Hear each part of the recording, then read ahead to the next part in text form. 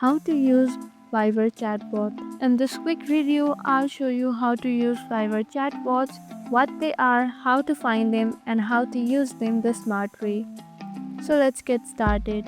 To find a chatbot, open the Viber app on your device. Then once you are inside the Viber app, tap onto the Explore tab or Discovery tab at the bottom of your screen.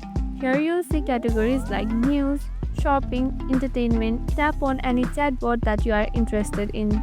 Then tap on chat or subscribe to get started. Some bot will auto-respond, others let you choose from buttons like track others, view deals, or contact support. You can mute, unsubscribe, or even block a chatbot if it gets spammy. Just tap the chatbot name at the top, then choose stop messaging or clear chat content. And that's how you use Viber chatbots. Easy, right? If you found this video helpful, don't forget to hit on that like and subscribe button, and also hit on the notification bell icon so that you won't miss any of our upcoming videos. That's all for today, and I'll see you in the next video.